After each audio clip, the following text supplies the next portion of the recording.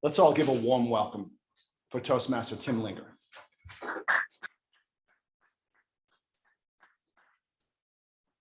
Good morning, Toastmasters. Good morning, Tim.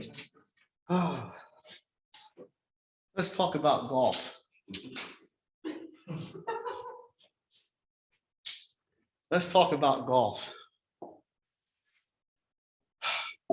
Golf is huge, right, Ben?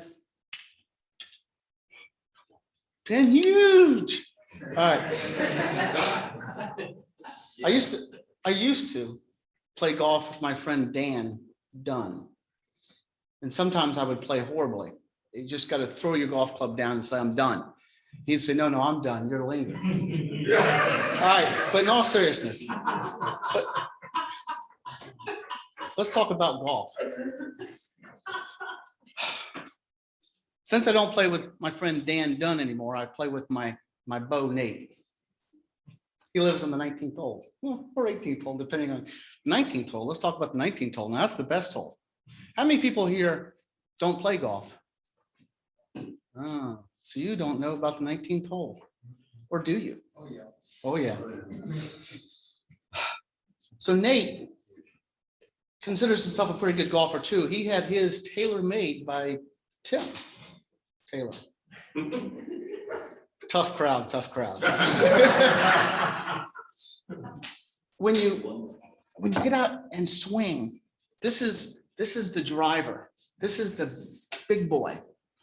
Right here is a sweet spot. We all know what a sweet spot is. Yeah. Golf is difficult. Golf is not natural. You have to hold the club a certain way. You have to stand with the club in front of you. You have to lean forward and stick the club forward. You got to stick your butt out. Not really a big problem for me. You have to lean this way, and you have to swing in an unnatural way without breaking glasses. And when you hit the ball out in the fairway, that's the green in front of you. When the ball stops, it's called a lie. Sometimes we do, especially if we did a dog leg left or a dog leg right. We definitely lie about that. But fortunately, there's a Patrick here. We call that a mulligan. Now the focus is the green ahead of you. When you finally make it up to the green and you get out this little putter right here, this is an important piece and you're supposed to knock it in pretty quick. Sometimes we miss it. We're a little bit shy of the hole. I appreciate the laughter. And you could sometimes shear the hole, but the focus is the flag, the pin. No, not this pin, but the flag pin. Could be called a hole. It could be called a. Before you get there, sometimes you hit some bumps on the green. Those are called ruples. Tabitha knows about those. If you don't make it quite to the green, there's this big beach. Sometimes it's a small beach. Could be called a bunker, a beach, a sand trap, but you got to get out of that. They have a special club for that, not this one. Don't ever use this one in a sand trap. It's called a chip. And Keith is good at chipping out of those. All right. This is not to be confused with putt-putt golf. This is a professional sport. And some of us are very good at it and others aren't. Let's talk about birds. Birds. There's birds in golf, right? You've heard about the birdie. If you get 3 in a row, that's called a turkey. So you bowlers, you know what I'm talking about. The goal is to make a par. Now that's a prehistoric bird, sort of like a pterodactyl. I made that one up. But there's also an eagle. Eagles are important. And how many people have heard of an albatross in golf? That's pretty much impossible. That's where you make it, basically it's a hole in one. Imagine a par 5 and you make it in one shot.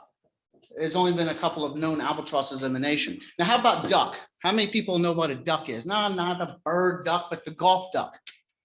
Anybody? That's when someone over here says 4 and you have to duck. Yeah. Scoring. Now, how about a snowman? Anybody ever heard of a snowman in golf? Well, that's when you get an 8, when you're supposed to get a 3. That's a snowman. That's a true term, by the way. Now, we always look forward to the 19th hole. Truly. Over there, you can get yourself a cold new house beer. And usually we let the person with the lowest score take the bill to buy the new house. Tough, tough, tough, tough. Sometimes the person who is leading in golf will pick up the bill. Right, Robert? Okay. Tough, tough crowd. So you think being a stand-up comedian is hard? And I feel the fustigate from the crowd. There's something called, you know what a gate is, by the way? Like Watergate, Whitewater Gate. What's that? You don't know? This guy doesn't know what a gate is. A gate is when there's a scandal. So scandals. We're going to call this a fustigate golf story. And I'm going to quietly walk off the stage with my white ball and my blue ball and bid farewell. Thank you, Toastmasters.